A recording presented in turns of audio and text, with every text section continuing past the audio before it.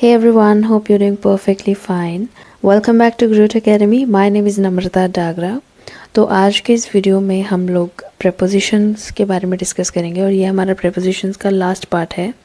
इससे पहले मैं 2 पार्ट्स preposition पे बना चुकी हूँ। अगर आपने नहीं देखे हैं तो आप देख लीजिएगा, मैं डिस्क्रिप्शन बॉक्स में भी लिंक दे दूँगी उन दोनों के। तो आज की जो ये वीडियो है इसमें हम टाइप्स ऑफ prepositions के बारे में डिस्कस करेंगे। आई थिंक आप में से बहुत सारे लोगों ने सुन रखा होगा टाइप्स ऑफ preposition के बारे में, और अगर नहीं भी सुना है तो भी कोई बात नहीं है, सुन रखा है तो भी कोई बात नहीं है, आपकी रिवीजन हो जाएगी। और जिन्होंने नहीं सुना है वो देख सकते हैं। तो हम टाइप्स ऑफ preposition के बारे में पढ़ते हैं। चलिए स्टार्ट करते हैं। तो prepositions जो है वो 5 टाइप्स की होती है mainly. Number 1 is simple prepositions।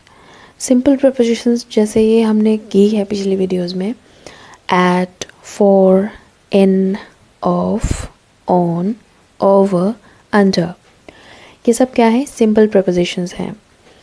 I hope आपको याद होगा, हमने बहुत सारे एग्जाम्पल्स के साथ समझा था अपने प्रीवियस वीडियोस में। तो चलिए फिर भी हम कुछ और एग्जाम्पल्स ले लेते हैं, जैसे कि he came here on Monday, वो सोमवार को यहाँ पे आया। या फिर I leave my house at 4 o'clock in the evening, ठीक है। या फिर he went to school with me, ये सब क्या है? सिंपल prepositions हैं। इनका यूज़ भी बहुत सिंपल होता है। Second type of preposition is double preposition, in which we use 2 prepositions together. Double preposition में हम 2 prepositions को यूज़ करते हैं, जैसा कि हमने पिछली वीडियोज़ में भी किया था। उसमें क्या होता है, prepositions 2 होती हैं लेकिन लगती एक ही है, जैसे on to, into, upon, out of, from within। तो इस तरह से, for example the child climbed upon the table, बच्चे ने टेबल के ऊपर छलांग लगाई। और इसके अलावा एक और एग्जाम्पल ले लेते हैं। The teacher will come with in 5 minutes, the teacher will come with in 5 minutes, teacher 5 minutes के अंदर अंदर आ जाएंगे, ठीक है। तो ये क्या है? डबल prepositions होती हैं। इसके बाद हम करते हैं next type of preposition is compound preposition। इसके अंदर क्या होता है, 2 और मोर वर्ड्स को मिला के एक preposition बनती है, उसको कहते हैं कंपाउंड preposition, और इसे कॉम्प्लेक्स preposition भी कहते हैं। यूजुअली इसमें एक सिंपल preposition का यूज़ होता है और दूसरे वर्ड्स का यूज़ होता है, ठीक है। तो वो एक तरह से कंपाउंड या कॉम्प्लेक्स preposition बन जाती है। For example in addition to, on behalf of, या इन द मिडल ऑफ, ये क्या है? ये कंपाउंड preposition है।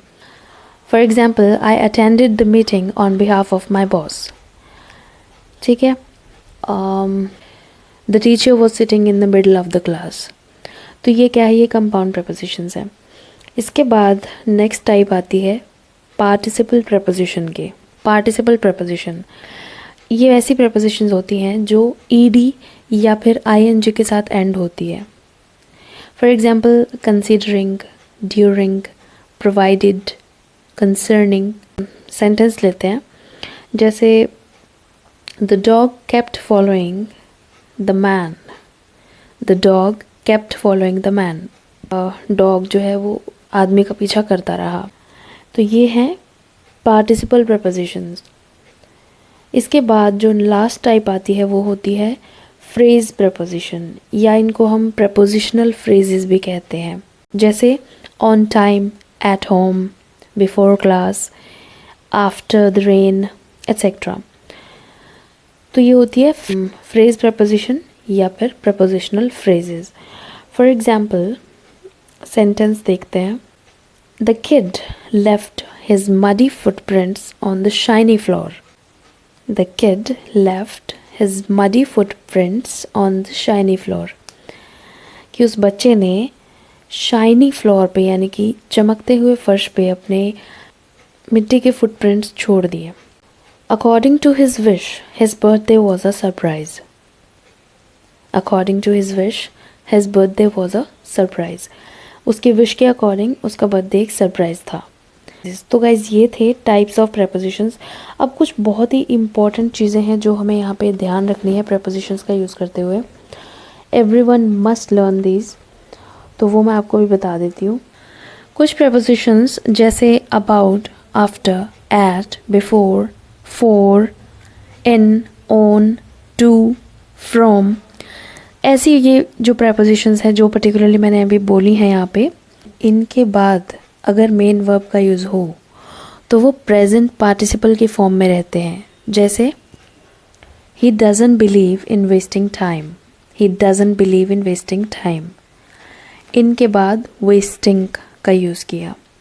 ठीक है, क्यों? क्योंकि वेस्ट एक मेन वर्ब है इसके अंदर, और ऑक्सिलरी वर्ब कौन सी है? ऑक्सिलरी यानी हेल्पिंग वर्ब कौन सी है? डजंट। अगर आपको गाइज मेन वर्ब और ऑक्सिलरीज के बीच में फ़र्क नहीं पता है तो आप मेरी वीडियो देख सकते हैं चैनल पे, मैं लिंक पे डिस्क्राइब कर दूँगी डिस्क्रिप्शन बॉक्स में, आप वहाँ से डायरेक्ट भी देख सकते हैं। तो आपके जो वर्ब, हेल्पिंग वर्ब और मेन वर्ब का जो कन्फ्यूजन है वो दूर हो जाएगा। और देख रखी है तो well and good. Next example is she was fined for coming late. She was fined for coming late. अब कमिंग क्या है यहाँ पे? मेन वर्ब है और प्रेपोजिशन फॉर है, फॉर के बाद मेन वर्ब का यूज़ हुआ है तो इसलिए कमिंग लगाया प्रेजेंट पार्टिसिपल के फॉर्म में। ठीक है, अच्छा, और इसके बाद discuss, describe, reach, order, tell, attack, demand, resemble. अगर ये ट्रांजिटिव वर्ब्स हैं तो इनके बाद प्रेपोजिशंस का यूज़ नहीं किया जाता है। For example, I have ordered a cup of T, she resembles her mother. एक और चीज़ जो आपको ध्यान में रखनी है वो ये है कि कुछ वर्ड्स जैसे order, reach, attack, resist, succeed, inform, resemble, demand, investigate, assist, enter, join, consider, discuss, stress, affect, ये जो वर्ड्स हैं जो अभी भी बोले हैं मैंने, ख़ास तौर पे इनके साथ क्या होता है, अगर ये एक्टिव वॉइस में यूज़ किए जाते हैं, अगर एक्टिव वॉइस में इन वर्ड्स का यूज़ किया जाता है तो इनके साथ प्रेपोजिशन का यूज़ नहीं किया जाता है। For example, the police are investigating the case. The police are investigating the case, इसमें प्रेपोजिशन का यूज़ नहीं किया जाएगा। We shall discuss the problem later, तो यहाँ भी प्रेपोजिशन का यूज़ नहीं हुआ है और होगा भी नहीं क्योंकि ये एक्टिव वॉइस में है, और अगर पैसिव वॉइस होता तो लग जाता।